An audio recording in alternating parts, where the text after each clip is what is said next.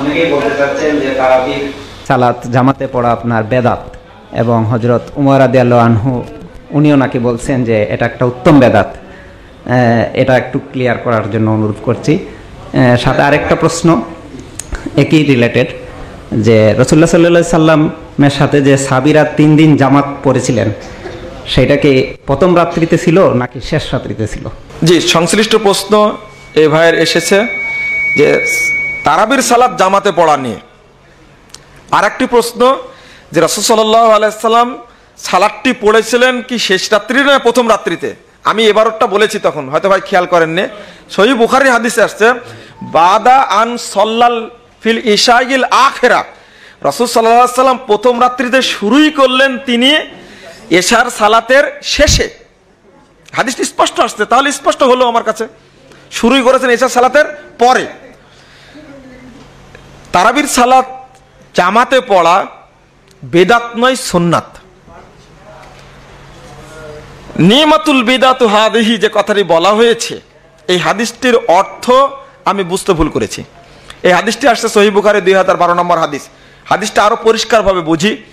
তারাবির সালাত রাসূল সাল্লাল্লাহু আলাইহি সাল্লাম জামাতে পড়ার আগেও সাহাবীরা জামাতে পড়তেন। আমি আবারও কথাটা বলছি, রাসূল সাল্লাল্লাহু আলাইহি সাল্লাম যে 3 দিন জামাতে পড়লেন সাহাবীদের সাথে, এই 3 দিন পড়ার আগেও সাহাবায়ে কেরাম জামাতে পড়তেন তারাবির সালাত। হাদিসটা কোথায় পাবেন?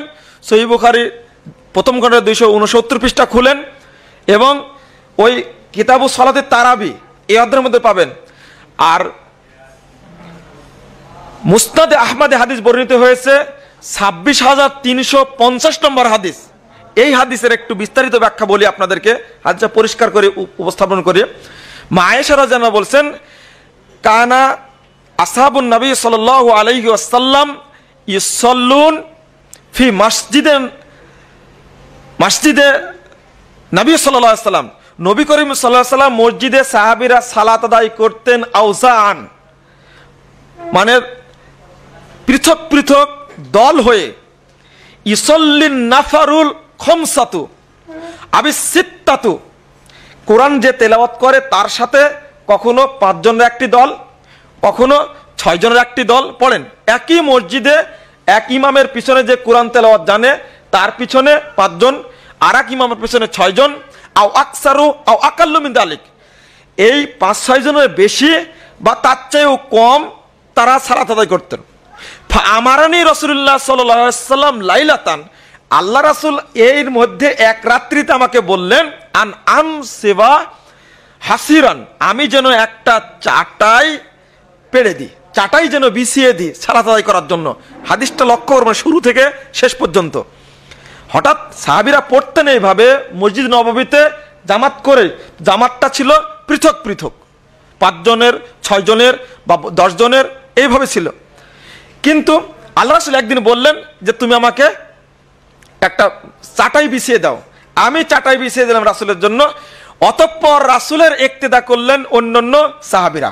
তাহলে বোঝা যাচ্ছে রাসূলের 3 দিন সালাত আদায় করার আগেও সাহাবীরা পৃথক পৃথক জামাত করতেন। এটা হাদিস খুলেন আপনি। দ্বিতীয়ত, যখন আল্লাহ রাসূল 3য় রাত্রিতে আর বের হলেন না, খশিতু আন তুকতাবা আলাইকুম, 3য় দিনে অর্থাৎ 29 রাত্রিতে গিয়ে রাসূলের উপরে পিড়াপিড়ি করা হলো বের হওয়ার জন্য। আল্লাহ রাসূল বের হলেন না এবং বললেন আমি ভয় পাচ্ছি যে তোমাদের উপরে হয়তো এটা ফরজ হয়ে যাবে, এই জন্য বের হয়নি। পরে তিনি বললেন এইভাবে হাত্তাল আমরু আলা যালিক, এই রকমই থেকে গেল। কিরকম থাকলো? আগে যেভাবে পড়তেন সাহাবায়ে কেরাম 3 জন 5 জন 7 জন 10 জন, ঠিক এইভাবে আবার সাহাবীরা পড়তে থাকলেন। আপনি 2012 নম্বর হাদিস সহিহ বুখারী খুলতে যান, সেখানে হাদিস আসছে যে আব্দুর রহমান ইবনে আব্দুর রহমান তিনি বর্ণনা করছেন আমি এবং ওমরে ফারুক 2 জনা গেলাম মসজিদে, যে দেখছি ইউসাল্লুন নাস মুতাফাররিকান, তারা সালাত আদায় করছেন পৃথক পৃথক ভাবে আওজান, অর্থাৎ পৃথক পৃথক জামাতে সালাত আদায় করছেন।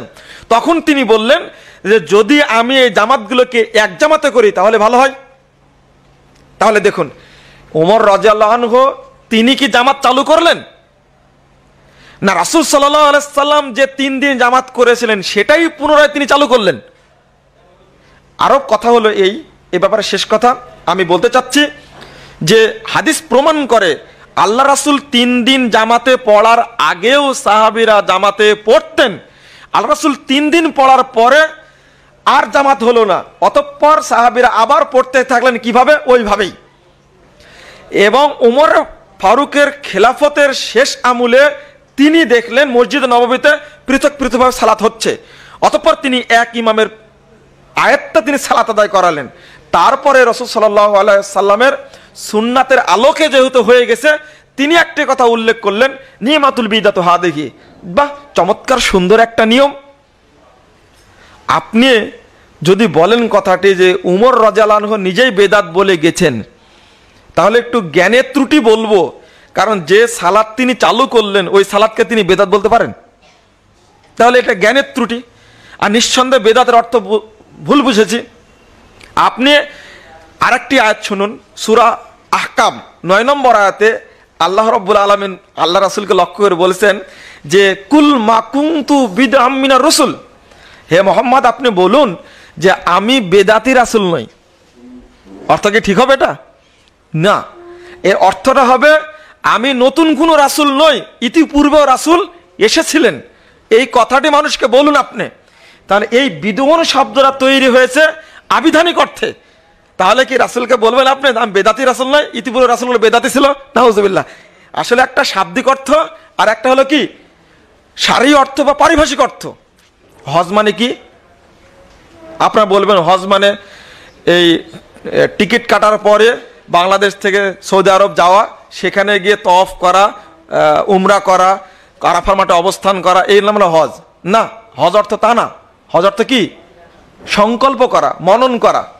সালাত অর্থ কি? আপনারা বলবেন আল্লাহু আকবার বলে হাত বেঁধে সালাত আদায় করে, এটা না। সালাত অর্থ হলো বাঁকা জিনিসকে সোজা করা, এটা হচ্ছে আবিধানিক অর্থ, শাব্দিক অর্থ। হজ আবিধানিক অর্থ বা শাব্দিক অর্থ হলো কি মনে মনে মনন করা।